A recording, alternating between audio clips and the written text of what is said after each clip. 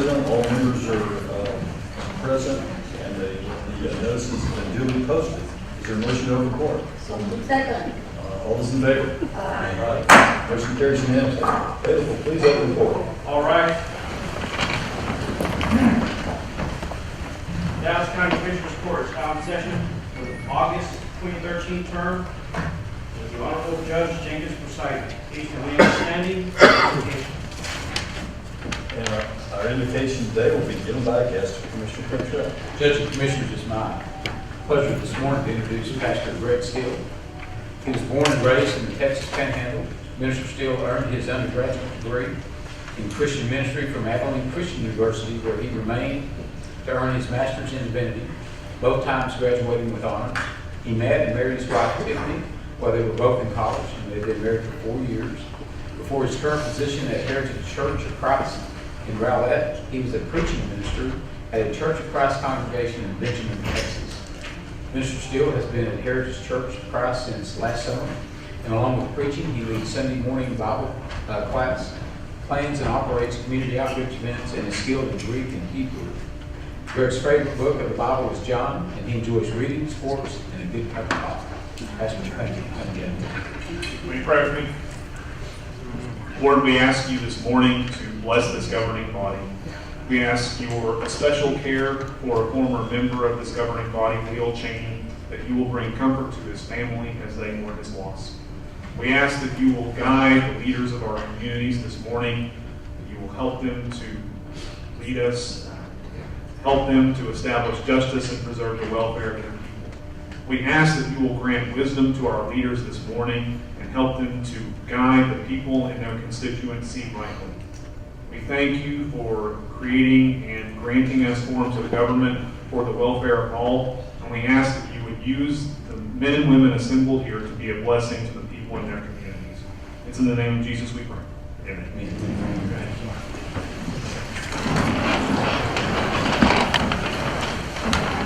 We have several resolutions in the first two of them. I would call up Justice Mary Murphy, and anybody that's with her, y'all can come up to the podium. Yeah.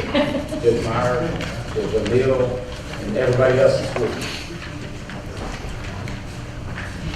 you. I'll read this resolution and move its adoption. Whereas the Dallas County Commissioners Court takes special notice when an elected official enters retirement, leaving behind a respected legacy and career faithfully serving the public. And whereas on June 7, 2013, the Honorable Mary Murphy retired from her seat as a justice on the 5th District Court of Appeals.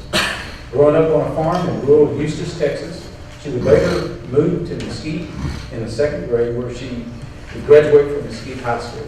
After earning her bachelor's degree with honors from the University of Texas at Dallas, she was admitted to the Southern Methodist University School of Law, where she earned her Juris Doctorate in 1983.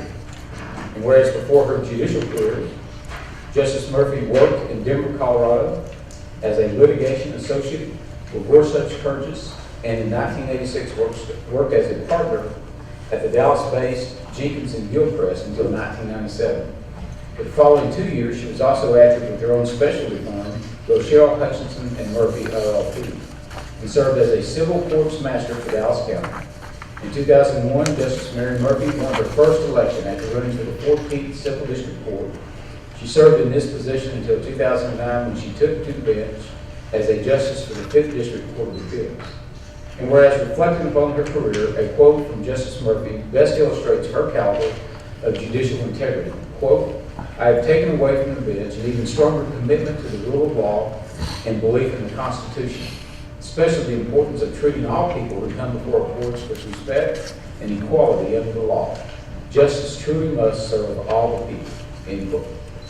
And whereas in addition to her duties in court, Justice Murphy has continuously contributed to the legal community across the country by working tirelessly in various legal panels, authoring journals, keynote speaking, moderating events, guest lecturing, and presenting at conferences. She has even returned to SMU as an adjunct professor instructing law students in trial advocacy. And whereas married for over 27 years to Greg Huffman, they have 2 sons, one of which will soon be serving 2 years teaching in Alabama with Teach for America, and another son in his 3rd year of law school. As of October 1st, Justice Murphy will be eligible to sit as a visiting judge in Texas, and she looks forward to entering this next phase of her life. Now therefore be it resolved that the Dallas County Commissioners Court is hereby recognized and extends sincere appreciation to Justice Mary Murphy for her leadership, commitment, and dedication to the justice system, and for serving as a model for future justices to follow. And I so move. All those in favor? Judge, you want to introduce who's here with you and then maybe say a few words? Thank you. I'm not sure they're willing to say they're with me, but I'm honored. First, my husband, Greg Hudson. Our sons could not be here because they're gainfully employed. That's good. It's very good that the Mother's Day party to me said, we grew up, we moved out, we got jobs, and we're not in jail. What more could you ask? Also, my colleagues, or immediate past colleagues, Justice O'Neill and Lana Myers, my lawyer, Elisa Frame, Judge Moyer, who took the 14th District Court and has allowed people to throw darts at my picture on the wall. My friends, Fred and Candy Shiver, whom we play dominoes and cards with, and the girls always win. And not least, Diane O'Beer, my court reporter on the 14th, and still the court reporter with Judge Moyer. And what I just say, I'm so hugely honored to have like this. I started, as you know, in Commissioner's Court, trying to get you to approve me to be a master. I remember what Judge Price was, or Commissioner Price was wearing that day, the first day. It worked out pretty good. I take this on behalf of everyone, because what we do, as you all know, is as a team, and that's fine. I'm so grateful that Elisa and Diane came and my colleagues came. We all stand on the shoulders of other people and will support people. So I thank y'all so much. It's been an honor and a privilege to serve with you and for you. So thank you so much. Thank you for that.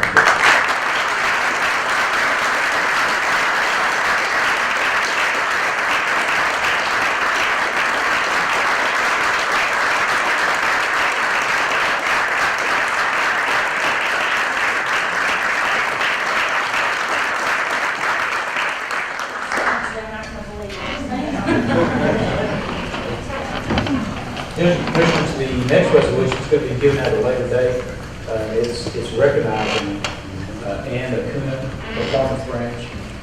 She's going to be retiring from the chamber and moving on to ministry. And so I'll be presenting that at a later date, so I move this approval. All those in favor? Aye. She very Performance Branch.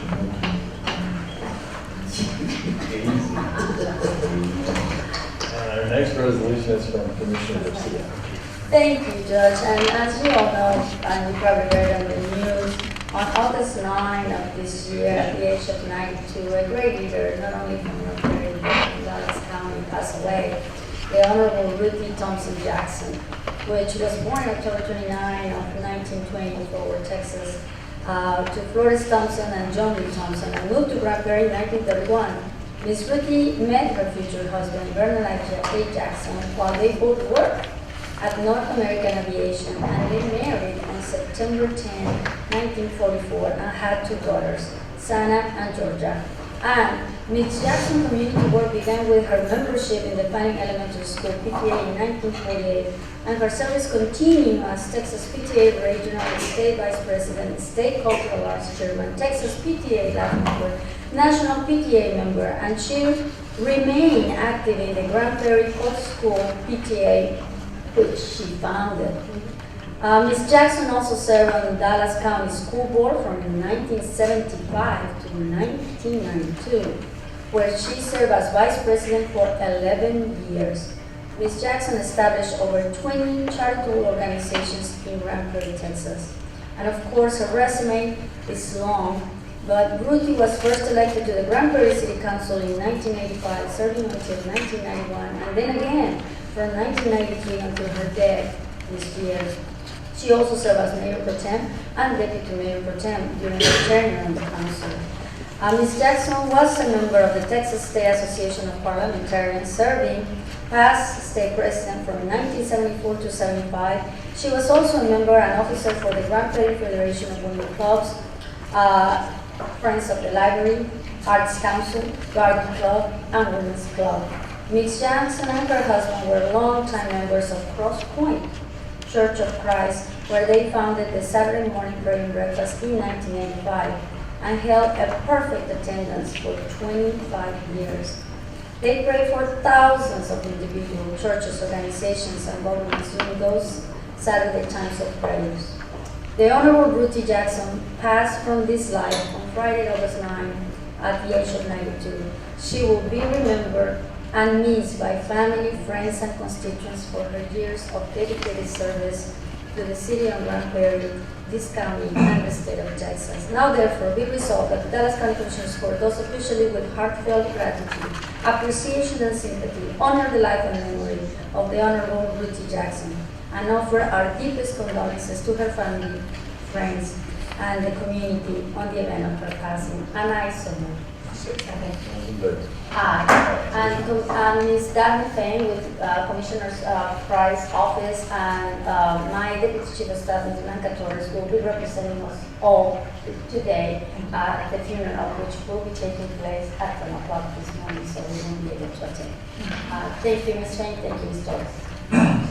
And I'll also think one thing about Honorable Ruthie Jackson. First of all, we look forward to her annual visit to this court. Dallas is a not only a better place, but a much more beautiful place because she made sure that Dallas is kept beautiful. What a great loss to Dallas fan. But I think she was great support and always full in the Thank you. Thank you. And our last resolution today, Commissioner. Yeah, I'm going to my employee students and this is where he got in the way. So I hope this one, the others are just indulgence. And for those of my constituents understand that I probably on average probably do in excess of about 500 different kind of grief resolutions a year. And I'm always challenged to make them different and meaningful, augmenting enough that it speaks to the occasion. And I listened to Brother Still earlier, the late Councilman Cheney, member of the Dallas City Council, as opposed to Commissioner's Court. That's okay. He was a colleague and a friend of a member of ours, and especially Dr. Garcia, who served with him. So this resolution just basically says to the family of Dallas City Councilman Leo B. Cheney. It's a quote. Therefore, we pledge to bind ourselves to one another, to embrace our lowest, to keep company with our loneliness, to educate our illiterate, to feed our starving, to clothe our ragged, to do all good things, knowing that we are more than keepers of our brothers and sisters. We are our brothers and sisters, and in honor of those who toiled and implored God with golden tongues, and in gratitude to the same God who brought us out of hopeless desolation, we make this pledge. And I wish I would have been the author, but that's from the Black Family Pledge by Maya Angelou. May God bless the soul, the spirit, and the survivors of our brother, our father, and our friend, Councilman Leo B. Cheney, a man who served his God and his earthly family well. And this is humbly submitted by the Dallas County Commissioners Court. So, And I second. All those in favor? Motion carries unanimously. I just want to say, thank you, Commissioner Price, for doing this resolution so fast. My condolences to the family of Mr. Cheney, the big cat, as he was called himself, and he called him. Was one of the most delightful people that I have the honor of working for 6 years in the Dallas City Council. I do have to say that when Mr. Cheney had his mind made, There was no negotiation. There was no, no kind of, resolution. I mean, if he had his mind on, it was going to happen. But we always have to vote, and he was one of the best, leaders when it came to the service sector, and that could be seen today in his history. Just a very kind person. Very kind, and he had a good sense of humor, and my condolences to the family. He definitely will be missed. Judge, if I can take one special privilege. Rick Westbrook has a guest today that a lot of us here, we've heard about Jack for a long time. So I'm going to let him introduce his special guest today. Rick? This is one of the better members of my family. This is my son, Jack. And as Commissioner Cantrell said, some of you have known him or heard about him for a long, long time, and he really does exist. Just pretend like that movie you see right now that's out. He's really part of us. Thank you. You bet. Thank you.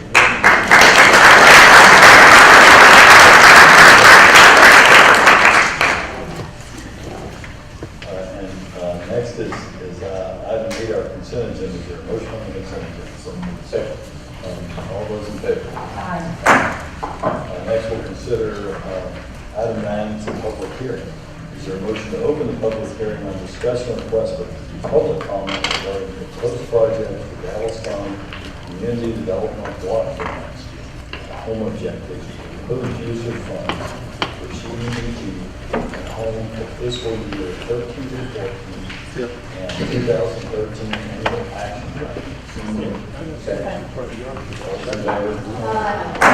Mr. Lusberg, would you please come forward? This is the second public hearings that we're required to have as we formulate our 2013 CDBG home funding. We have about $3.1 million worth of funding that will become available October 1st. In addition, there's about another $400,000 remaining from carryover projects that the city would like to reallocate. We had to operate this year's funding cycle under a very compressed schedule because of the congressional debate. But I'm happy to report this may have been actually the smoothest project allocation phase we've ever gone through. The cities have really been incredible to work with. Everybody stepped up. I think we actually have better projects in a smaller amount of time than we've ever had before. Funding decisions that the court reaches today, quarter 21, will formalize the projects that are proposed to you right now. We've also had a 30-day public comment period that ended yesterday. As of this point, we've not received any comments. Final decisions have to be submitted to HUD by August 15th this month. And I'm happy to answer any questions that anybody might have. So the sequester impact in regards to, We were very lucky. HUD had warned everyone to anticipate a reduction of somewhere between 5 and 10%. We actually had an increase of 5% in ours. HUD home funds and CDBG funds are produced using a formula, and for whatever reason, the characteristics we possessed ended up enabling us to gain an extra $100,000 that we wouldn't have had otherwise. As far as where that means, what will happen in years to come, our crystal ball is as murky as anybody on that one. And the other thing is that we've got a couple of our cities, DeSoto is a very fine example. They will be reaching the 50,000 population threshold in a year or so. And as a result of that, they will spin out of this program and have their own. And that will have a direct financial impact on our program. And we'll worry about that when that day comes. Well, I just want to thank you, Mr. Rosberg, and your team. It's not easy when you have a staff of 3. So to manage all these funds and do it in such a professional manner that you have. I appreciate that. We do have a very good staff in our city, so really, it's been a delight to They work are with. delighted to work with you, and not only that, I appreciate it for the council. Thank you. Thank you for the width and the breadth of what you're trying to do with that too. You do a very good job of balancing all this thing. If it works. Yeah, Jack, he's a good member of your family too. All right. Are there any speakers on the public hearing? Any speakers? Any speakers? Any speakers? Hearing none, is there a motion to close the public hearing on discussion request for public comment regarding proposed projects for Dallas County Community Development Block Grant and home objective, proposed use of funds for CDBG and home for fiscal year 13 through 14 and 2013 annual action plan. So moved. All those in favor? Aye. We will now, Look, let me just say something. Rick, the one that's kind of lingering out there, is that part of this plan? No, sir, the one I talked about you about this morning, that's from funding that was allocated in prior years. Okay, got it. next is item 10, is the bids, is there a motion? Somebody, second? I'll be voting against it for lack of minority participation. Well, and it's not so much minority participation. When you look at their EO1, they, how long have they had these daggone contracts? I mean, yeah. We purchased the tray sealing machine, if I have my notes. The last time we purchased a tray sealing machine was in 2008. And we actually purchased it from the same company. The same company. And in this particular instance, this is the only company that bid. So bigger. This is all good, We right? did do some due diligence to try to see if there was anyone else out there, but given our specs, this was the only one that was able to bid. And I know you're gonna have the votes to support it, but I'm gonna join Dr. Garcia. You know, it's one thing, I ain't talking about minority procurement. Y'all ain't got no blacks and Hispanics even working for the company. I went back and pulled, that's your name, I know I didn't, that's what I was trying to remember yesterday when I was trying to call you, because I pulled the file. And I looked at their EO1, man, nobody working for them. And talking about, we ain't even talking about procurement, we ain't even get to that. Ain't got nobody working, they can't find a black receptionist, Hispanic receptionist, janitor, nobody. And I understand it's a sole bidder and that happens sometimes, but it's like Commissioner Price says, there's no excuse to have this. You don't have anybody. And when I looked at 2000, when I look back 2008, I'm sorry, you know, I get that CRS every once in a while. But I called Shannon yesterday and Ms. Brown, and she said, call me. And well, I tried not to call, and then of course I got the rail on some other things. But I mean, nobody even working with them. And we understand. Yeah, we understand that. How many employees at the company? We had, hold on, I got it. I think they were like, Yeah, like 13 or 15. yeah, something around there. Yeah, it was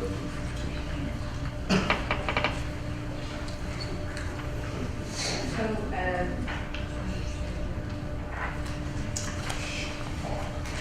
it's on your formal agenda, it is listed there. Yeah, then with the Lord recommendation. No, he's looking for the EO. The EO1 has Yeah. 14, okay, really, 13. It's good. I don't believe I have the EO. should be attached to Your the formal Yeah, agenda, it's sir. up Yes. The award order is on page After page 43, and the EO1 is on page 46. And see, what happened is I went back and pulled, that's when I called Shannon, I went back and pulled. It's after number 10, it's the next page. You know, I mean, it's, like I said, you don't even get to the procurement level. Somebody took out, they didn't have any employees, and then 19 employees. 19, okay.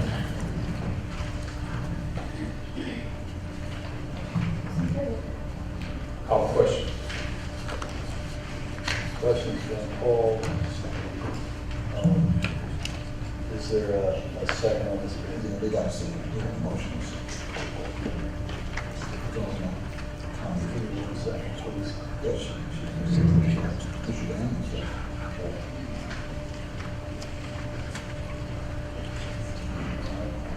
All those in favor? Aye. All those opposed? No. Nay. Whoa, whoa, whoa. Now, like, Hold listen. it. Let's talk operationally. Well, let's talk legally also, if that is clear. I want legal to weigh in on this. If we're gonna start voting on contracts like this, based on their minority participation, like That been wasn't established about today. participation. Whoa, whoa, whoa, not participation, but not having minorities, then I want legal to weigh in, because that's clearly against the law. Absolutely against the law. Okay. If we go with the executive session. session if you'd like, or I'm gonna do it right out here. Yeah, we're going to executive session. Unbelievable. Yeah. You know, when I mean, you have so source, I'd like to see what the sheriff's gonna do on Tracy. On They'll what? get this, but on Tracy. But, But my position is the same on okay, all well, of them. let's get legal, because I just wanna hear, is it legal? Is it within the bounds of law to deny this contract because they do not have any minorities working for their farms? Let me weigh in on that before you answer.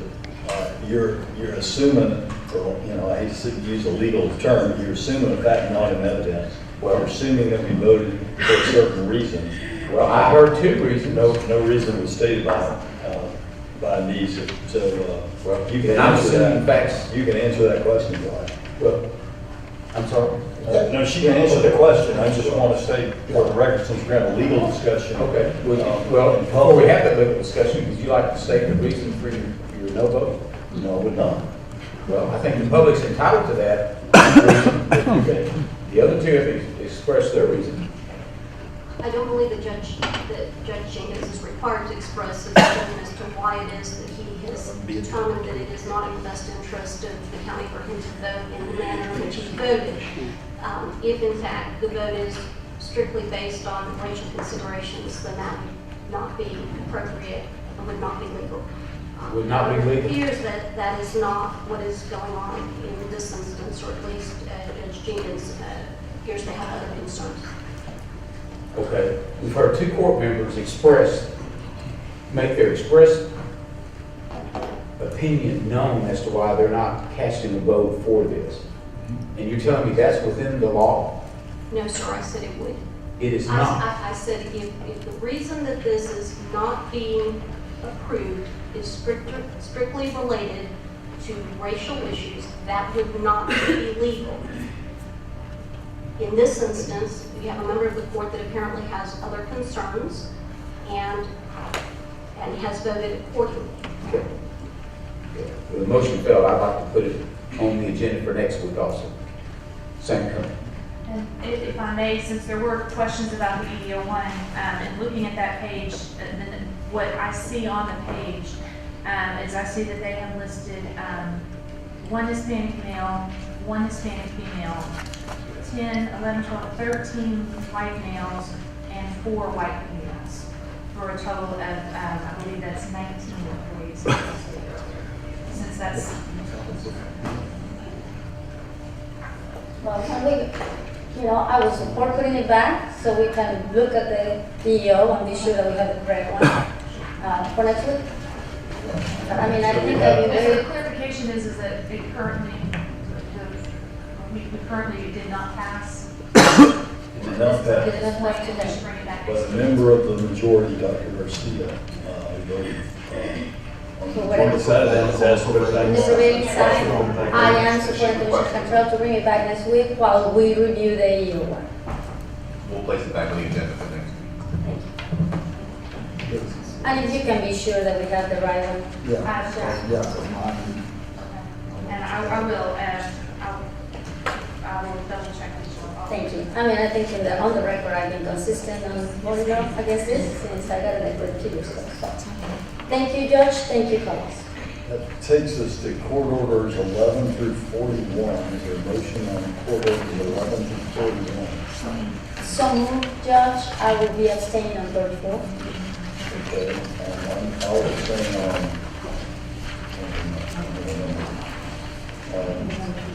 34. So Dr. Garcia abstained on 34, and he abstained on 23 in discussion. But you need to pull 34. Before we draw a motion, I'll move court orders 11 through 41. Okay. I move to move agenda items 11 to 41. Commissioner Control? Yeah, you did. I'll move 11 through 41. I'll second, I'll abstain on 34 full. No, I think she just wants to I'm abstain. just abstaining. So, Commissioner Price.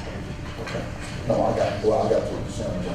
Yes, I'm going to have some concerns on these tax rates in regards to especially in Court Order 20, the hospital district. So I'll discuss, I want to discuss.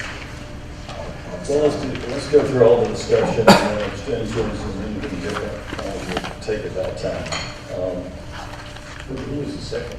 So you were one, she was two. I thought I had to, but maybe more. I second. But Okay, I'll so- second, 34. I'll second 34. Yeah, I'm in 34. You second. So- Okay. You come on 34, I'll second. You want to come agenda, and maybe we'll 34. And Christian Price. They're all moving second. I'll move to second. All right, so in discussion, let's begin with, sequentially a number of concerns anyone has. I've got it. With regards to 14, are we just filing that? We're filing it, correct? 14 is the standard I file. got it. I want to make, Court of I Appeals. want to make, I know. We have no control over it, we're just filing it for public record. And as Dr. Garcia said, forever and a day, I've said that, we filed. That's important file. On court order number 20, I've got some concerns. And my concern is that based on what I'm seeing, the math is not making sense to me. So, Court Order 20 is setting the max tax rate for the Parkland Hospital District. Twice now, they've briefed the Commissioner's Court that they want to raise it a ½ cent for their debt service. So this rate that we have in front of us is the max rate, which is their current tax rate plus ½ cent for the total of 27.6 cents. When we vote on that rate, the total rate in September, it will be showing this ½ cent going toward the debt service. The specific concern that you have, and something that I'm actually going to go back and try to pull the original debt issuance and the payback, has to do with this year. They're saying that because they're starting to pay back principal for the first time, that they needed an additional ½ cent. yeah, but again, let's really talk about the math. This is the first time that they're going to pay principal. Apparently, they're paying interest. They're going to pay principal $7 million. Right. Okay? And if you do $7 million, you pay the principal based on what they've done. They got this floated out for the next 100 years or what? That's why I need to go back and look at the original issuance to see what is their principal payment when those occur. I don't know if they have a balloon payment or if the principal is going to start picking up. $7 million and principal is certainly not going to go very far in paying off $700 million worth of debt. Exactly. And when you look at their debt versus our debt, it's, these numbers aren't making sense. And so somebody's got to explain something a lot better. I think our debt is somewhere around 30 million or 155 Yeah, our total outstanding debt is about $155 million. million outstanding. Right. And we have a debt tax rate for next year that we're proposing, which is just short of 2 cents. It's 1.97. Okay. And that generates about $30 million. Parkland's at 2.2 cents, which generates about $36 million, but they have $700 million outstanding or thereabouts. So as I said, I need to get a hold of when they issued that debt and take a look at what that debt pay down was. I don't have a copy of that handy, but I will get a copy of it. This is proposed also. This is max tax rate. So once you set the max tax rate, you cannot set a tax rate higher than that when we go in September. But you can go lower. Correct. Yeah, I got that. That's not It's just the debt service, it works for what they're proposed, but it did draw some questions as to when the principal and how the principal get paid back over the next 30 And years. that's exactly what Commissioner Price is asking. Is these tax rates that we're approving today will be enough if the debt that they have to pay is high? It is adequate to cover what they have to pay back in 14. The question becomes is that if you're only paying back $7 million in principal, that means there has to be some seriously very large principal payments somewhere in the future. They're loading. Well, let me say it. My perspective is they're loading. And they're loading on the back end, whether they call it balloon or whatever, they're loading. And you just can't make the numbers work. You can't make the numbers work. Not even close. like I said, unless you want, like I said, the next 100 years. So Well, they should be on notice that this court's not going to grant them any more tax rate than what the voters allow them in order to service that debt. And that's principal and interest. I got that, Commissioner, and we all keep saying this. They came last week, we were all very kind to them. But at the end of the day, when we begin to dig and call and can't seem to get a very straight answer as to what is going on. Let me just see if I've got order. And remember, it's important to note that we're not voting on tax rate, but we're setting the maximum for notice purposes. But are you saying you want the maximum for notice purposes to be higher, or you're concerned? Oh, no. If you're concerned that this is too high, No, my concern is that based on what they say with regards to the operating debt and based on what they're proposing, the numbers don't work out. So I want them to be on notice that the numbers. Yeah, Judge, if I may help, I think for 14, which is the tax rate we're approving, everything works out mathematically. The question becomes that when they went to the voters in 2008, they said that the max debt service tax rate they would need would be 2.5 cents. 2.5 cents is roughly where they're going to be for next year, which generates about $36 million. As you look through their documentation, they have about 30 million worth of interest payments. So how are you going to pay back $700 million in principal if you're paying $35 million or $30 million in interest every year over a 30-year period? So I need to go back and see when they issued the debt, there had to have been a table of payments to cover everything. So I need to see basically how that does. It's one of two things. There's either going to be a balloon payment somewhere in the future on principal, or this was front-loaded where you're paying interest today, and your interest will start dropping in future years, and your principal will pick up. But absent that information, I can't tell you anymore.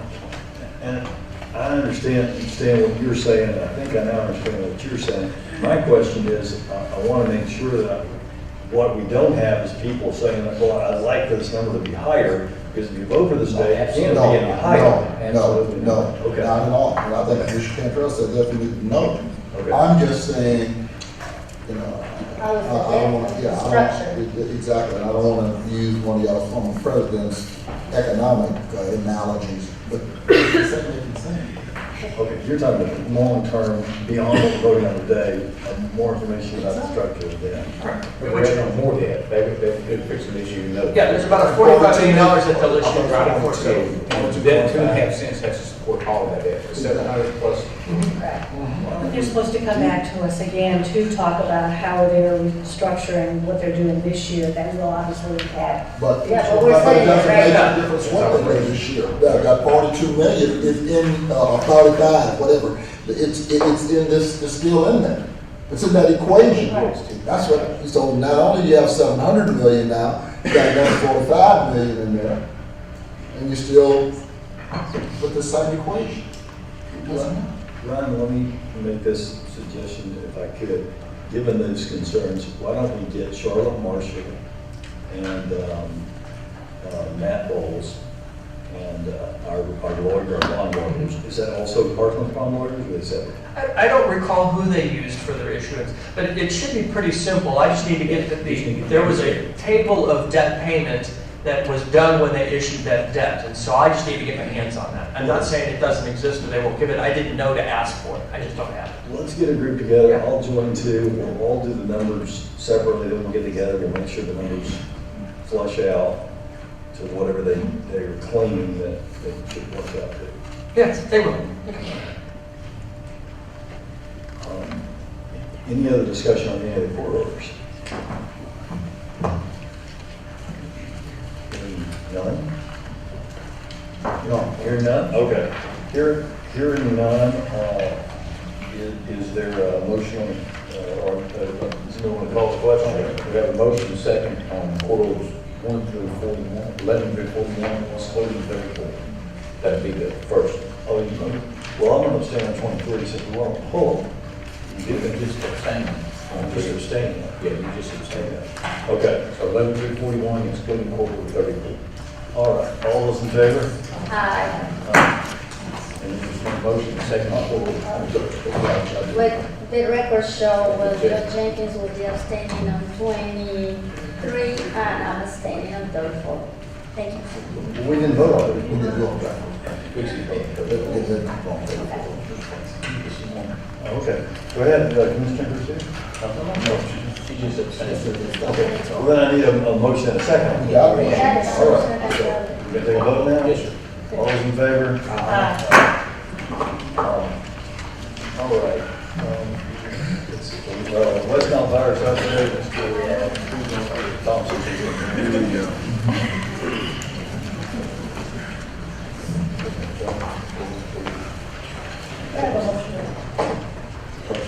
Personal privilege, just one little, on Quarter 13, I would like to recognize that Maria Romero has been a community volunteer for many, many years and has now agreed to work on the Dallas County Historical Commission.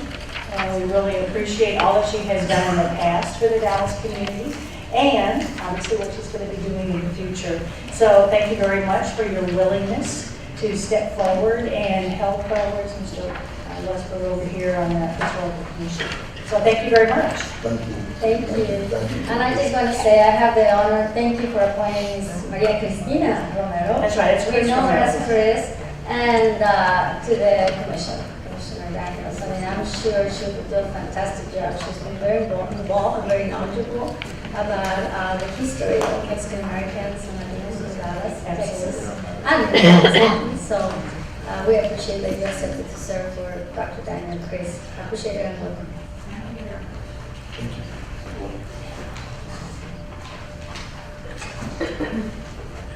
Good morning, Judge, Commissioners. We'll give an update for West Nile virus. Today is August 13th. As I said last week, what a difference a year made. Thank God that we don't have a similar situation as we experienced last year during the same time. Where I can go to the next slide. As you can see, in terms of our track results that are sent to the CDC weekly, and so we'll go to the next slide.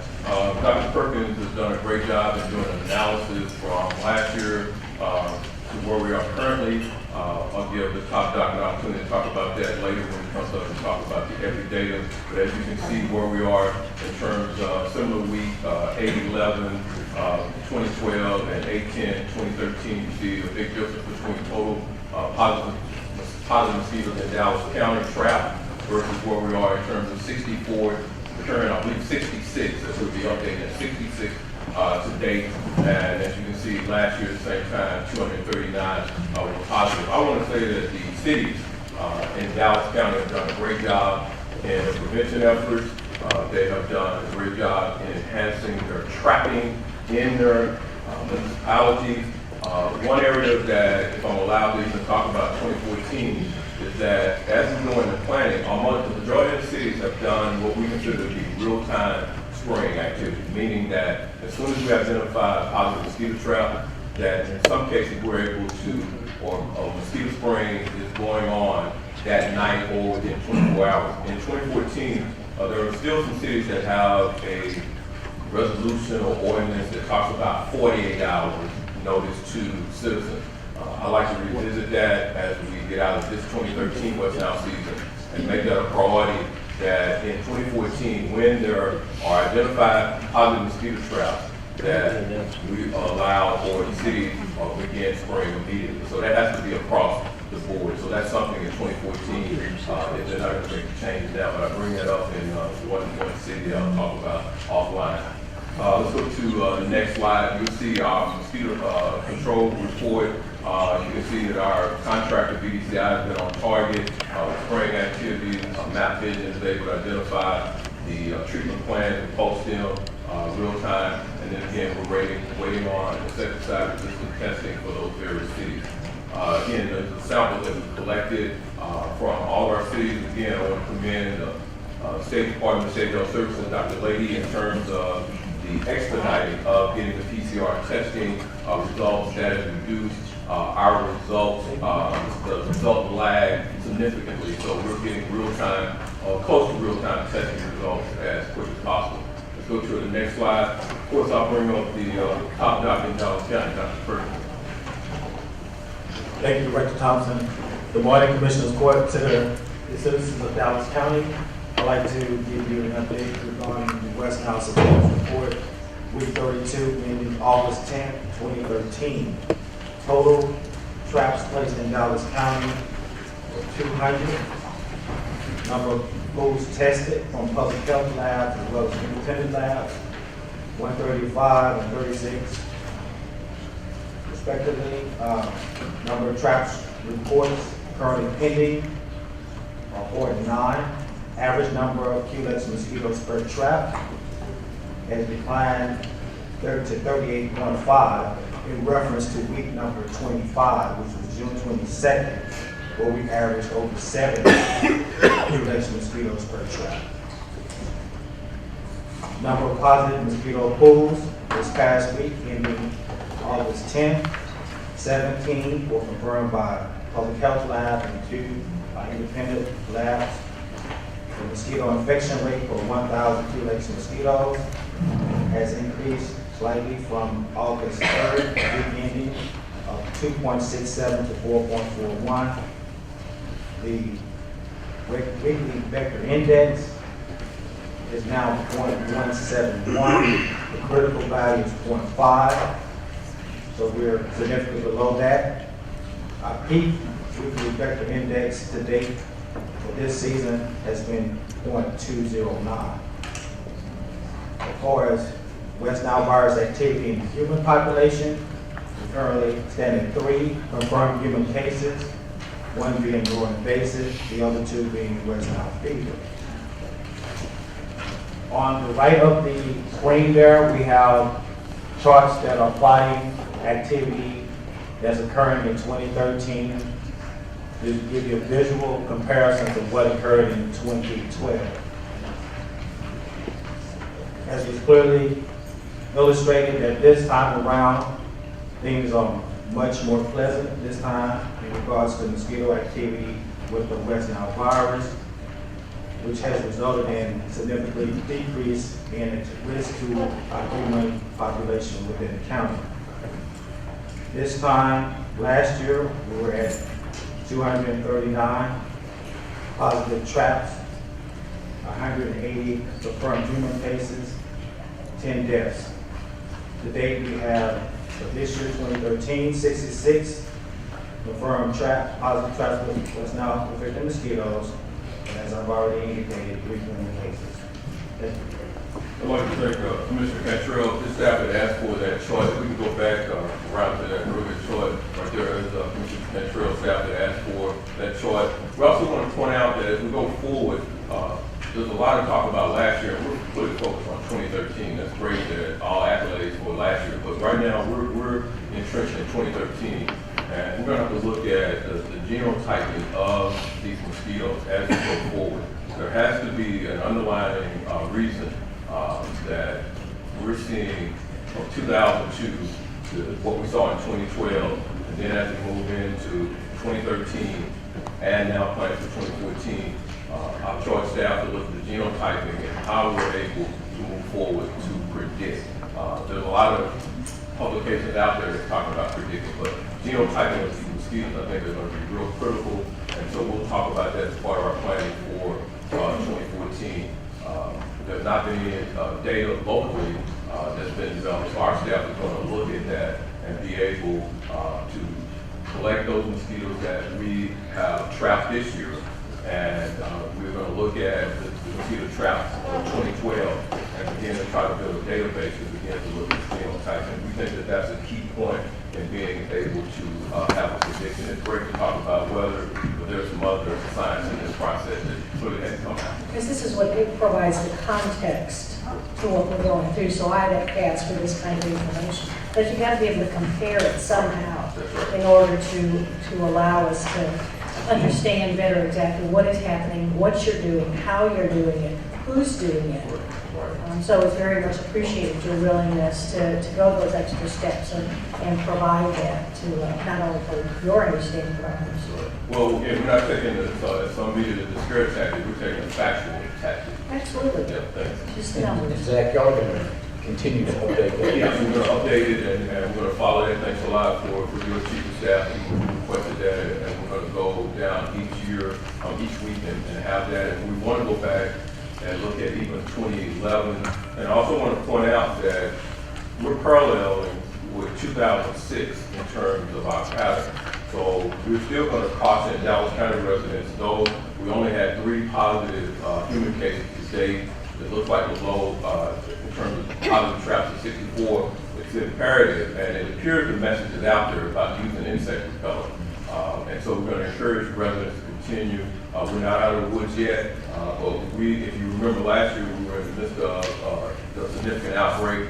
This year, we're patterning the 2006 model, where we saw maybe a late surge of human cases that could come, but nothing that has been predicted by some people that we would have a second 2012. Thanks a lot. Well, but one of the things, and again, we always have mosquito vector plan. We've always had a plan. I just want to commend the cities for adherence to the plan and the responsiveness to the plan. As you said, and I'm aware of that, even talking to you, that one particular city. But for the most part, all hands have been on deck this year. So whether it's been an abundance issue, whether regardless of what the issue, they have been responsive. And that's been the real key. Getting the data is one thing. The real key has been their responsiveness once we notify them in terms of how they respond. And one last point is we may talk more about this next week on the abundance, because I see a lot of misinformation out there. If you look at last year, there was low number of mosquitoes, high infection. This year we see high abundance and low infection. And so the question is, and that's something Dr. Perkin and his staff are really looking at, is the difference in terms of what we're seeing year after year, even dating back to 2002. So you got to remember, we basically have high numbers, and we've said that all along, and we've already taken the plan to look at reducing the abundant counts. And so that's already been on the table, and we've been following that whole program also. But that, what you just say is very interesting, Mr. Thompson, because I don't think that we have ever compared the data. You know, like you say, in 2012, not a big number of cases, but high number of official deaths. This year we have 200 cases, but we have no deaths. So, I mean, that's data that I don't think we have looked into before, which would be very interesting to analyze. Well, if you go back to 2002 to 2011, we said that all along. 2012, yeah, definitely was a year that none of us want to revisit, but 2013, I think if you look back, we'll be able to pull the data, but there's 2 things we have to have, and that's something we'll talk about later on. We definitely have to have a mosquito biologist that actually comes on the ground. Sending data somewhere for somebody to look at, that's fine. But a mosquito biologist that actually comes into this area and actually have boots on the ground will give our staff more capabilities as opposed to sending. And also, would you let me know, I mean, I know we're waiting for the results of Copper Hill. Will you let me know when they're in? Okay. Thank you, Mr. Thompson. As always, Dr. Perkins, thank you so much. Take us to the rest of our briefing agenda. Item 1, Health and Human Services, virus update. B through E, those put on the board on formal agenda. Item F, recommend approval of mosquito control interlocal agreement between Dallas County Health and Human Services and the city of Cedar Hill, Capel, DeSoto, Duncanville, Grand Prairie, and Rowlett. Item G, recommend approval to approve establishment inspection of this local agreement with the city of Balch Springs, Copper Hill, Glen Heights, Hyde Park, Hutchins, Lancaster, Saxby, Seagoville, Sunnyvale, University Park, and Wilton. Item H, recommend approval of the memorandum of understanding between Dallas County Public Health Preparedness Division and the Trinity River Authority of Texas. Item I, recommend approval of the memorandum of understanding between Dallas County Public Health Preparedness Division and the Hines Interest Limited Partnership. Item J, recommend approval of Amendment 1 to the fiscal year 2013 Comprehensive Energy Assistance Program with the revised budget amount as listed in the agreement. Item K, recommend approval of Amendment 1 to the 2013-2014 Live Heat Weatherization Assistance Program contract with the Texas Department of Housing and Community Affairs. And this doesn't change, anything other than the order submitted before March 31st, right? Right. One of the things that Mr. Price had even asked for, in terms of the funding level of 1.7, and it's a question of time impacted us in terms of our funding. We've been hovering around 1.7, between 1.5 and 1.7, so that's been our average dollar. I think if you look at it, when we were getting additional funding for stimulus, it's where we had additional money. And so right now, we're basically going back to our standard contract of around 1.5, 1.7. We normally can do 400 houses or more in a year. We're currently at 250 houses. Which is very good for this time of the year, right? Right. And so right now, this gives us the ability to ramp up the additional halls that we need to weather. Thank you. On the one judge, okay, on heat related, that one make a commentary. Yeah, one of the things that we have, currently we have 2 heat-related deaths. There are several heat-related deaths pending. I want to say there are several pending situations being looked at as heat-related. But hopefully the weather changes this week. Our staff has been out all weekend throughout the summer dealing with extreme heat. But right now, 2 confirmed heat deaths. But as I'm understanding from the ME's office, there are pending situations over there that may be heat-related. Okay, thank you. And I was bringing it up, Judge, in conjunction with the weatherization program, because one of the things that if you've ever been on one of these sites with the department, it is all about trying to, like I said, insulate and weatherize the home. But none of these homes are a real challenge, and older stock. And the department does a great job of inspecting and monitoring. I want to remind the court, this is the only department in the state of Texas that has continuously been audited, has not had one incident with regards to performance and or the deliverables with regards to this program. So, Mr. Thompson, I commend you and staff. And we still also, while we're talking about this, the air conditioning units, the department is still helping those constituents that qualify for this program. I know I have a constituent that I want to thank you, Mr. Thompson, for taking care of, a very, emergency situation, and the department did a good job. I really appreciate it. But we need to put that it's on our website, I know, but I remind everyone here in the audience that Dallas County has those programs, utility assistance, and air conditioners for those people who qualify, mainly senior and disabled. So, you know of anyone, don't hesitate to call. Well, we thank the Meadows Foundation, the Simmons Foundation, all of those foundations contribute to the donation of those AC units. So sometimes people listen in and it's taxpayers' dollars. Those are actually No, it's not taxpayers' dollars. Usually, funds that have been donated to Dallas County. Thank you, Mr. Thompson. Thank you, Judge. Item 2, juvenile, recommend approval of annual renewal application to continue participation in the National School Lunch Breakfast Program for the period July 1, 2013 through June 30, 2014, and also recommends the Dallas County Juvenile Department's Deputy Director of Institutional Services be designated as the school food authority for the program. Did it question Dr. Smith if this is all, did it touch these programs at all? No, Commissioner, not with these particular ones, because we do get reimbursement from the ISD as well as our funding source has not changed. The amount of money and from the USDA on that, so we're pretty good. So USDA. Item B, the department's requested this item to be pulled, will be brought back at a later date. Item C, recommend. Hold on. Is there an issue with that? Commissioner, it was our issue as an oversight, we're pulling the B, E, and F, only because we didn't attach the MOU. So there wasn't any issue with the facility per se, but it was just that we were negligent in attaching. Well, let me suggest you put it on. Well, I remember reading all this and it's all there. So I really suggest you put it on and just give everybody the information, so we can move forward. I mean, not that we may or may not be Victoria or psychological services. Just put put it on and then just give the rest of the court the information. The board is already approved. And I agree that the juvenile board did approve it, but in fairness to the court, I would I got like to see it, you know, prior to them voting on something. I got it. I don't have a problem with it. But as I said, all you was showing me, the MOU. And there's no pressure, I mean, we rebrief it and then court order, all we do, you want to. Well, yeah, that's what I'm saying. We're going to rebrief it.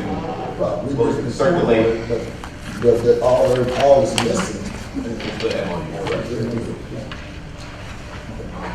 Item C, recommend approval of the second of 4 additional one-year renewals with the University of Texas Southwestern Medical Center. You heard that item D was, we'll bring that back. Item E, recommends approval of the request of authority for the submission of grant applications for the title funds for the Academy for Academic Excellence. It's Title I Part E, Part A, Title I Part B, Title II Part A, Title III Part A, and IDEA B formula funds for the 2013-2014 years.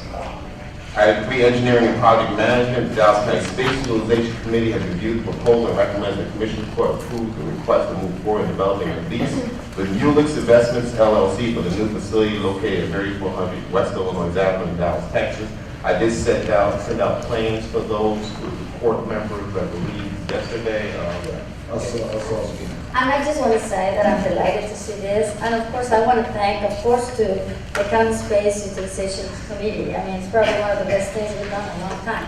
But in particular, I want to thank Ryan Brown, of course, Mr. Martin, Mr. Michael, and big kudos for Carolyn Thompson. I mean, she actually is the one that holds the line when a lot of, all didn't know if this was going to be a great deal that it turned out to be or not. And of course, Dr. Noyes and Jim Harmon. I'm sure that this new space, just to see the old location to what we're going to have, is a great accomplishment for Dallas County and the corrections department. So Kudos to you, Grandma. One of the things that we're charged with our partners in CSCD is the appropriation for technology and space. And I think sometimes we think that because our conditions are okay, everybody else's conditions are okay. If you don't inspect them, then you don't understand what they're laboring under, even those individuals that are in the hallway. See Ms. Richards? I see them. They're over in the hallway. Anyway, those people who are sometimes just sitting on top, staff sitting on top of one another, not having adequate staff, patrons coming, not sufficient parking all over everybody. It's some real challenges. And I know yesterday in subsequent meeting, I heard that about garage being concerns. We have some challenges, whether we're the downtown campus or the outlier campuses. We have some real challenges in trying to just make accessible patrons, etc. So again, thank you for inspecting. That way we can expect.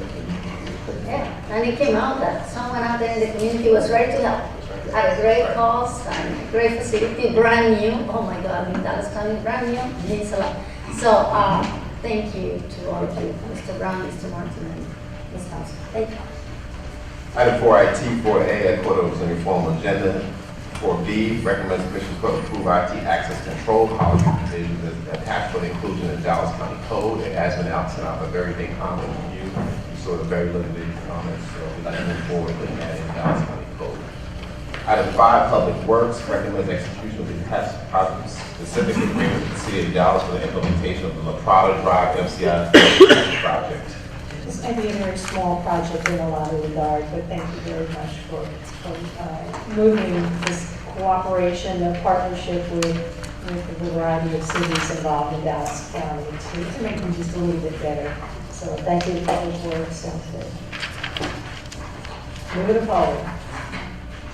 Item 6, Plan and Development quote is on your formal agenda. Item 7, proposed 2014 holiday schedule. I'd like to quickly go over. And item 8 is budget for proper travel training requests. That concludes your briefing agenda. Mr. Brown has a couple of bring-ups and have some questions. It's a large county. I just wanted to make the comment that there's a lot of balls in motion when you go through the couple under the pages. of items here, and not only what we voted on today, but what's being briefed. One of the things too that we've noted in a number of different ways is the way that we do business is very, very important. And even though that there was the discussion about procurement and the way that we have hired companies and what they do, that even though there may not have been voices by everybody at the table, but there is a concern and that we are watching. Part of that process too is that we have an item is briefed in order for everybody to be able to review it, and then the next week it is voted on. And this week there's only 8 items that are briefed and voted on the same day. And understanding too that sometimes timing gets in, must be considered. But it's just the way that we do business is important. So we just have to keep a little bit of a tap on not getting ahead of ourselves either, so that we do have that time to review and read the things. But it's a lot, it's a big organization, and it's all of us working together that are going to be able to make Dallas County a better place. With our mothers on our shoulders, that we leave it a better place than how we found it. And thank you, Dr. Daniel. I would reiterate with the department heads to limit those court orders of briefings of the same day as much as possible. Thank you.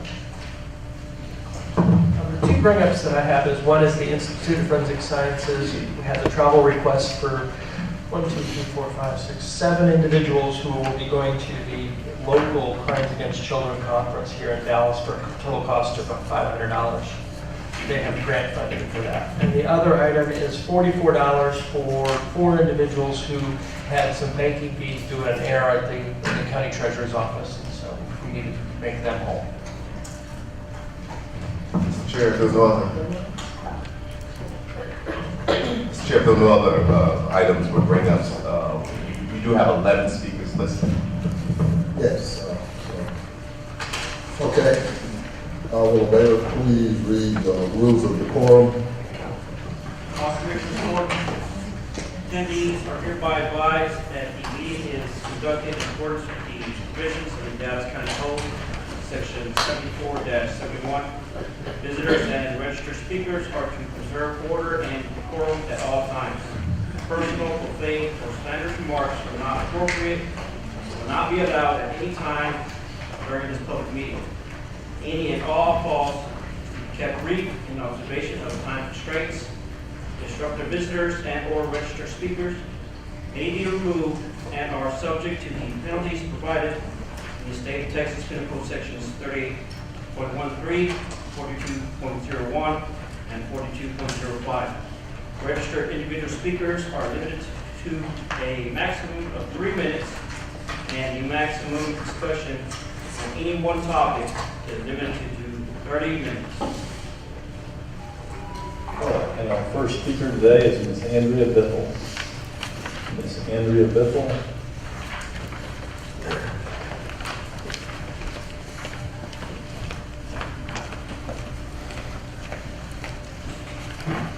Good morning. Good morning. Last week, a group of more than Give four. your name. Oh. Address. And my address? Just My name is Andrea Biffle. My company is Oak Cliff Organics. My address is 1327 Eagle Avenue, Dallas, Texas. thank you. Fantastic. Last week, a group of more than 40 DFW top leading chefs, environmentalists, and wildlife experts presented a letter to the court for Dallas County to provide more effective mosquito larviciding, which can be applied by truck or air. I was one of those signatures. Here's what I know. I have been observing bees for the past 3 years. What I have seen over 2 years' time is the bees actively thrive. This year, we lost 3 out of 4 hives. What changed is we had the aerial spraying. Another thing I know is that I have worked outside most of my life without any asthmatic attacks. When I was doing cleanup in the fall, I had an asthmatic attack. What had changed is that we did have the aerial spraying. I'm a mother, I'm a business owner, and I strive to make this a better and safer place for everyone. So when we have the bees, the hives dying off, what that is impacting is my livelihood. I grow food in a food desert about 5 minutes from here. The chefs I deal with don't necessarily want to purchase food that has been sprayed because we're concerned about what that's going to do to our bodies. It impacts me in my livelihood. It impacts me as a parent. As I have changed my life to an all-organic fashion, I am on 5 medications. There are better ways to deal with the mosquitoes that won't impact my livelihood and won't impact my health, and ultimately will not impact the health of the bees that we so desperately need to pollinate our food. So what I'm proposing is what is proposed here last week in the letter, that you take a look at that, revisit that, and take it into consideration. Thank you. Thank you. And our next speaker is Ms. Rita Collins.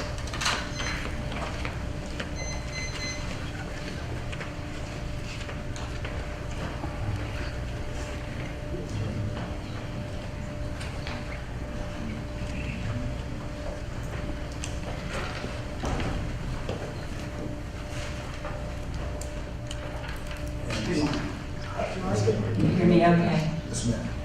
Judge Jenkins, Commissioners, thank you for allowing me to speak this morning. I'm Reba Ann Collins. I live at 5010 Drawbridge Lane in Garland, Texas. I'm here this morning as Conservation Vice President for Audubon Dallas, which is the local chapter of the National Audubon Organization.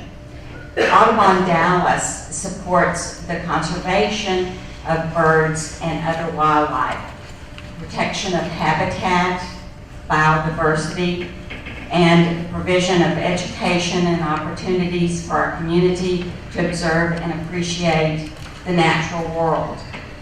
Our chapter recently became one of the co-signers of the open letter that was delivered to this court last week in support of changing some of the practices on the mosquito abatement, in particular looking at the pesticides being used in the mosquito abatement program in our county.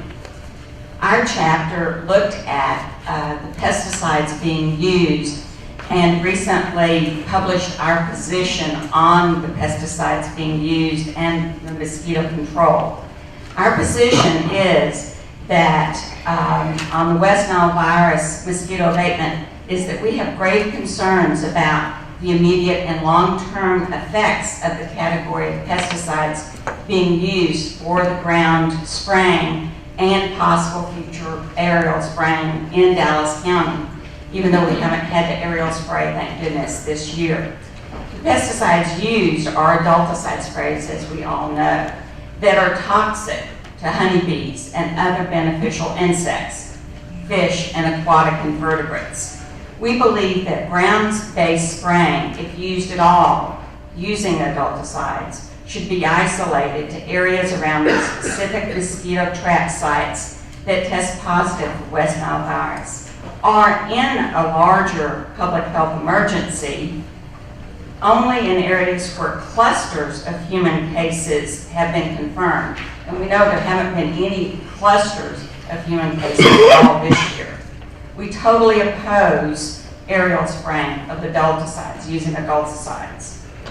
Again, Audubon Dallas is a co-signer and a supporter of the August 5th open letter to this court, asking the county officials to consider safer, more effective mosquito abatement methods using the lower impact pesticides, such as larvicides, instead of adulticides, whenever possible. Again, thank you for this court's commitment to the health and safety of our community and to the public health officials of our county who continue their commitment to the health and safety. Thank you. And our next speaker is Mr. Malcolm Ford.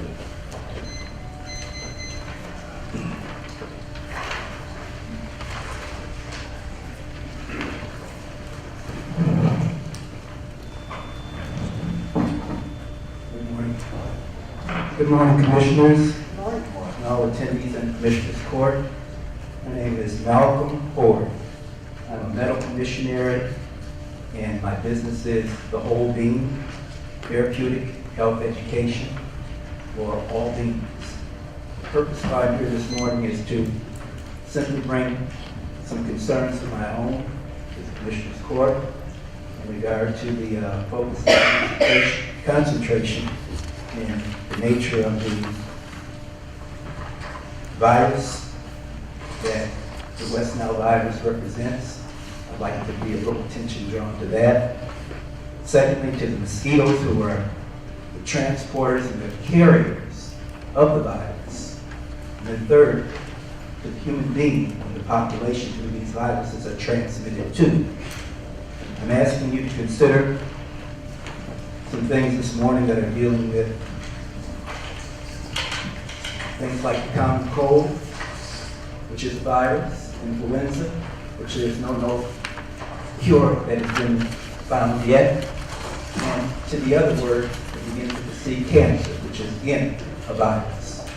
And I'm asking for the attention to be taken away so much from the mosquito, which would not be the elephant in the room, but to the human being who has an immune system, that if the immune system was properly addressed and educated as it would be, then the virus, which is transported by the mosquito, the carrier, would not have as much effect, and we wouldn't have to go after the mosquito as readily with airborne spraying and different abatement approaches, but that we would be giving education to the most valuable resource, which is the human being. And therefore, in that process, we would not be altering the ecological balance of things being altered and destroyed or adjusted, so to speak, so that we could be doing something that would be for the generations to come, a practical approach and a more humane approach that would be consistent with what we have been given as an overall plan for life.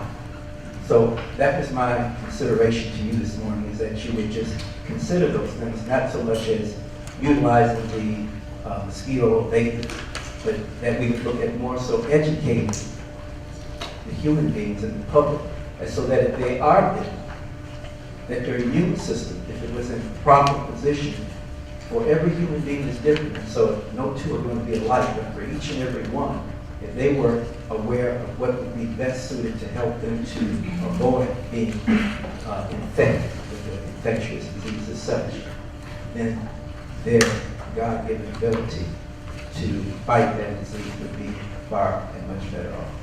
Thank you this morning for your time and consideration. Thank you. Next speaker is Mr. John Watts. John Watts.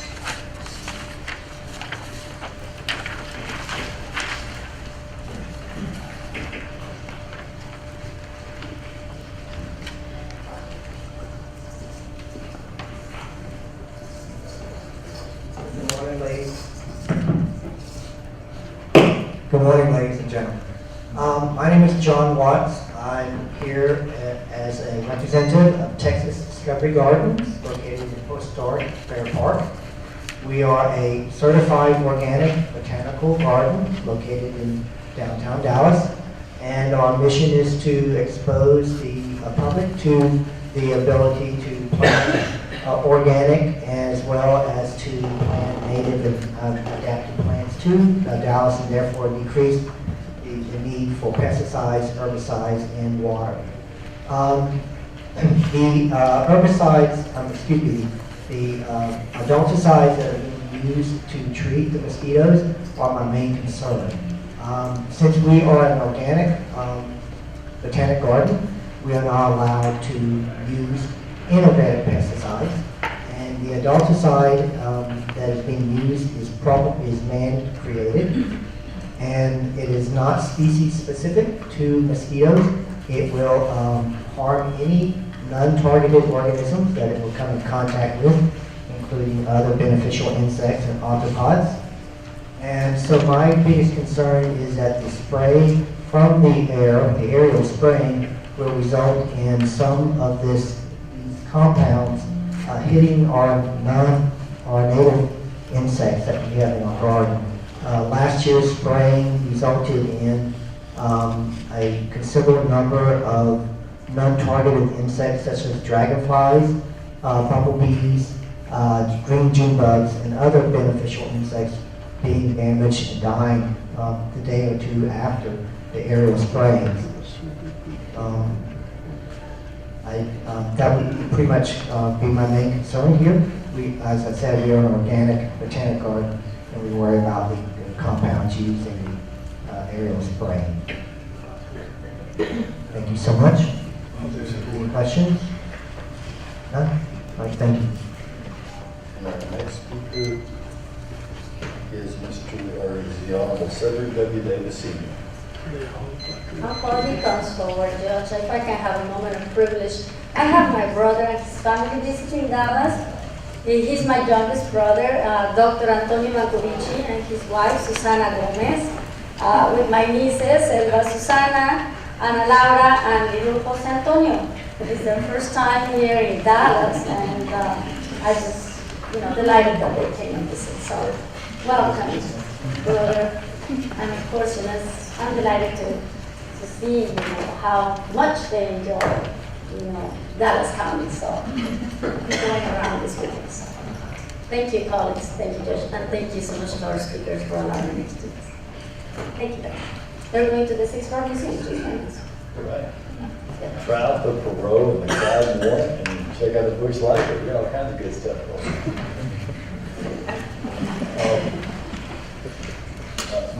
Mayor, go ahead and state your name and your address. Yes, I'm Honorable Cedric Davis, former police chief of Elementary School and former mayor of Baltimore Springs. I reside at 2308 Violet Lane, Baltimore Springs, Texas. And as many of you know, Commissioner Price and Dr. Garcia, I've known you guys in my life. The other ones I've known for several years and have worked with you on many projects. I want to thank you for that. I want to thank you for allowing me to come before you today. Today, as many of you know, I recently became an employee of Dallas County, but I will soon leave it. Okay? But I want to voice some concerns. It says, only if I do, what would I do? If I knew that there was unauthorized photo taken of our great Navy SEAL, the great American sniper, what would I do if I knew this was taken without authorization? Then I say, when I'm told to bring a cell phone picture and I do not bring it, what would I do? What about the first responders that died in the West and these pictures was taken? What would I do?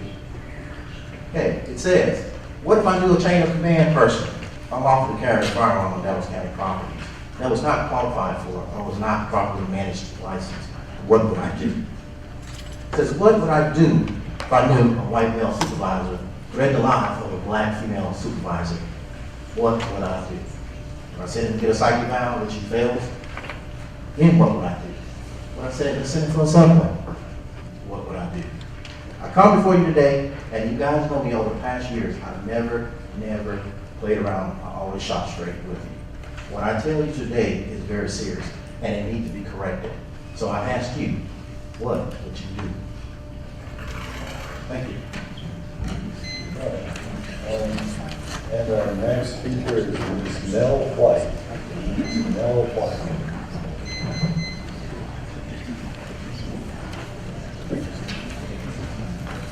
Ms. White, if you would just state your name and your address. Go ahead. My name is Nell White. I live at 5338 Heather Glen in Garland, Texas. I'm going to pull that mic down just a little bit. There Yes, sir. Thank you. Thank you for allowing me to address you. I retired as webmaster and systems analyst from the City of Garland's Information Services in 1994. I'm a PhD candidate in information science, and I work with maps and data to give people a picture of what's going on. Now, Dr. Garcia talked about what was happening and the need for data. One thing that I never saw mentioned, hope you forgive my thing here, is that what is happening now with West Nile virus is not unique. It has happened before in Texas. We have periods of drought, and they are always followed by mosquito-borne epidemics. If you go back through Texas history to our founding, you will see it's there. cholera, yellow fever, equine encephalitis. Now we're getting West Nile virus. Texas is in a serious problem with water issues, as you know. What we are doing with our water systems really is going to impact us. And this is why protecting our water systems by not killing off the predators is extremely important. When drought comes, the entire ecosystem collapses, and it takes a while to reestablish it. If you address problems by spraying, as we've seen around the world, what you get are resistant mosquitoes. Mosquitoes are not resistant to fish or dragonflies. I don't know if you looked at the picture of where the problems were last year. I took a look at it, and I found out that your epicenter is White Rock Lake. So, because I'm a scientist, I walked out there and I had a look at the lake, and what I found, the lake levels were down. There's this little margin right at the edge of the lake. It's got water about that deep in it, that's deep enough for a mosquito. Fish lips can't reach there. So you had a heavy population. You had an ideal place for mosquitoes. There were places where there were no reported West Nile viruses, and this included the old Deep Woods landfill in some of the very poorest parts of town, where Trinity River Audubon Center is. I know about this because I monitor ponds out there. They have been gracious enough to listen to my recommendations, so when the rains came back, we started putting predators back in those ponds last year. Anyway, I ask that you please consider the recommendations before you buy the Audubon Center.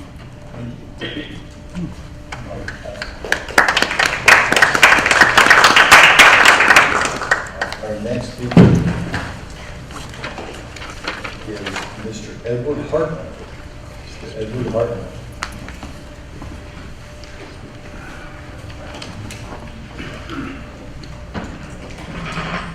Howdy, Honorable Judge, Commissioners.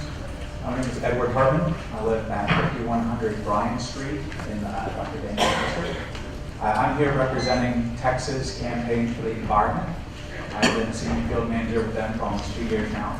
And my job and my personal connection with this is that, as many of you know, our majority of the work that we do is dealing with recycling and other waste issues. And we're in the neighborhoods 5 or 6 days a week, all over Texas, and especially the Metroplex, talking to people in the neighborhoods about this. So on any given day, I'm spending 5 or 6 hours outside during peak mosquito time, being bitten while doing my job.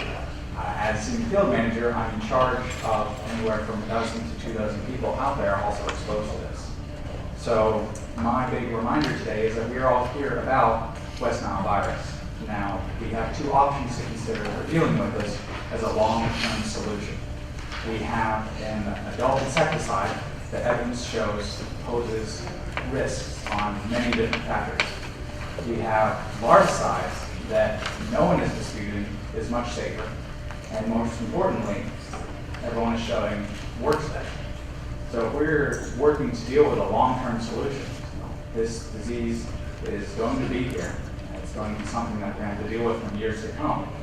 If we know that we're working to create a solution that will work for that long-term period, then the choice between something that is proven to work better and something that doesn't is only clarified by one that has a risk and one that doesn't.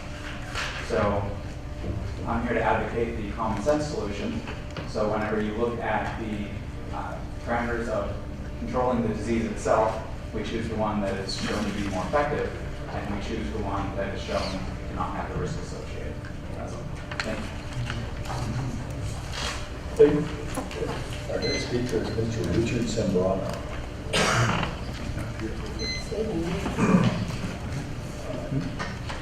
And Mr. Richard Sembrano. Our next speaker is Mr. Chad Hauser.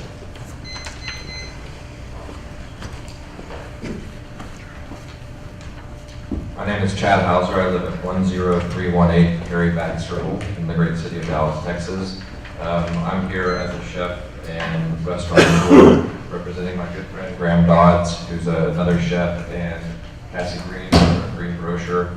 We are all major proponents and advocates of locally grown produce, which provides considerable economic support to our local economy. Aerial spraying poses a real threat to the integrity of the ingredients that we proudly purchase and use. In addition, I have concerns as to the health risks of contaminating food areas such as restaurant patios through aerial spraying. Thank you. Our next speaker is Mr. Justin Thibodeau.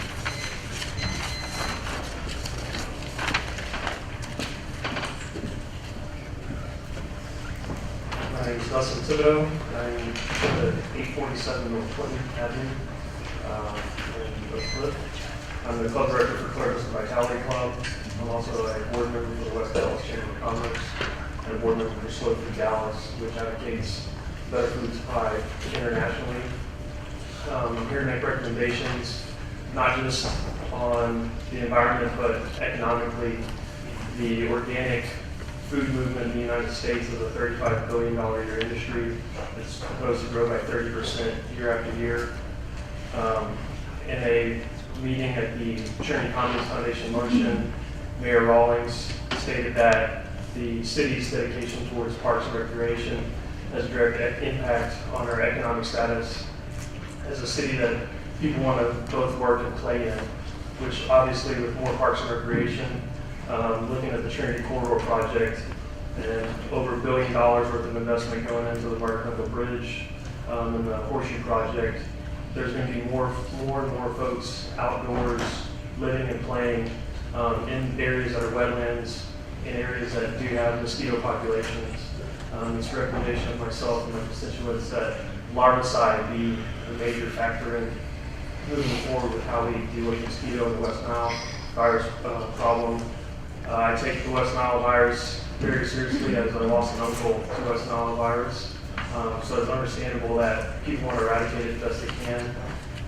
It's also an interesting issue that as we're in a severe drought, in a level 3 drought at the current time, that we have a mosquito problem, which is a waterborne parasite.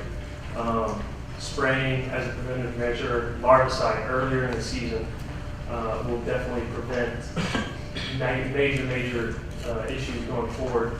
Particularly the indiscriminate killing of honeybees, which are a very important part of our food supply. Honeybees pollinate 90% of the flowering fruits and vegetables that we eat.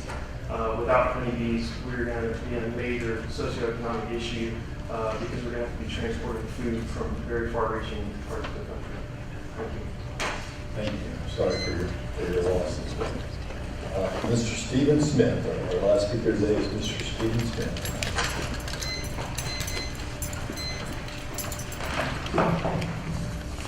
Hello, my name is Stephen Smith. This is my business partner, James Jeffers. I live at 2744 Woodmere Drive. He's at 2127 Siesta Drive. We both live and reside in Oak Cliff. I'd like to hand this over to the judge. It's a recent Time Magazine article on the bees. Daryl, could you take that? Hand that to the judge, please. You can keep it. My business partner and I started Eat the Yard. It's an organic farming business. We recently started this year. We're a veteran-owned and operated urban farming business employing organic practices and sustainable farming methods to grow produce on over 7 different plots across Dallas. Above all, we guarantee that all our produce is pesticide-free due to the known dangers of consuming food containing these chemicals. When we discovered that the citywide spraying of neurotoxins had already been contaminated our crops, we were forced to destroy all of our produce currently under production. Our customers have come to us and share our concerns about the dangers of to their families, either directly by the spraying or through consuming these toxic chemicals. And they have come to expect that we exclusively provide organic produce. In fact, some may interpret any sales of these damaged crops as misleading and unethical. As veterans, we expected our leaders to use well-thought-out decision-making when lives depended on them, And that is exactly what we are asking of you, our leaders, to do. As business owners, we seek your cooperation in helping us provide healthy local food that are widely in demand throughout our city. Citizens and fathers, we are pleading with you to stop poisoning us, our bees, our food, and our children. These pesticides are harmful to all, not just mosquitoes. And just because bad science and bad press may have forced your hand to act, does not mean that you should act irresponsibly without regard to your citizens or the environment. While we understand the city's desire to prevent West Nile outbreaks, we support the use of options that are scientifically proven, better options than adulticide, such as larvicides. The good science is out there. Thank you for your time and the opportunity to speak on this topic, and we trust that you will do the right thing.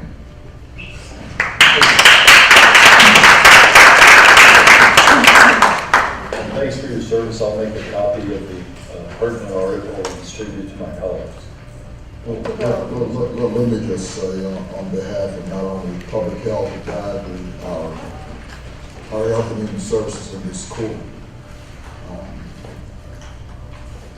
Last year was a very challenging year, as I said, 100-year episode. And I think both the department and this court, and even though some of us had a different opinion on this court, took the measures that we thought was in the best interest of the public at that time.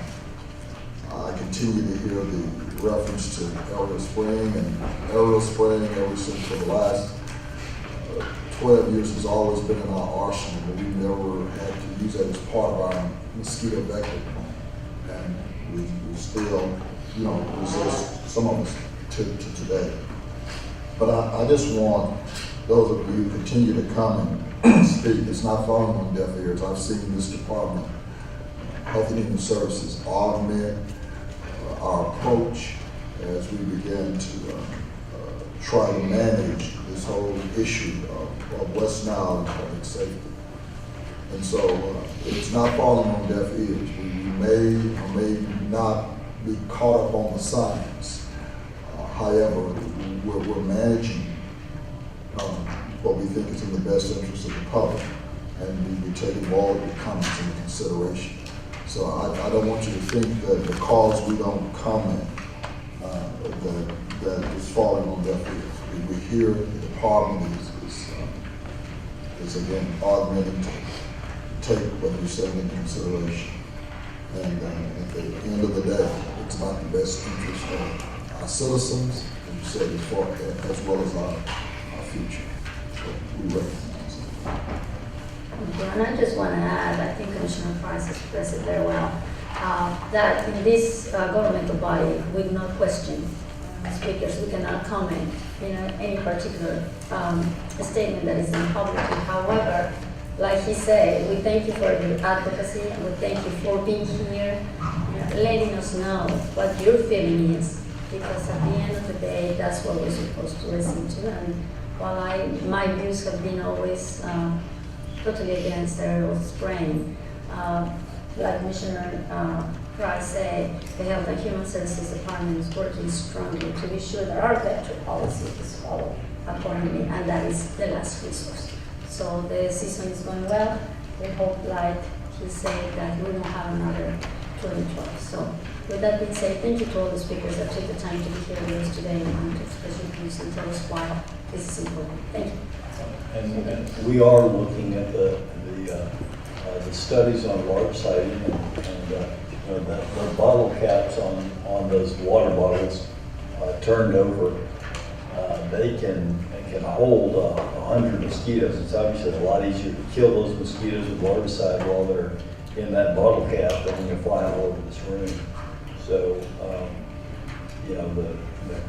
the Health and Human Services team that works on this is looking at this. We're all looking at this. We appreciate your input, and the people that have to make these decisions have some tough decisions to make.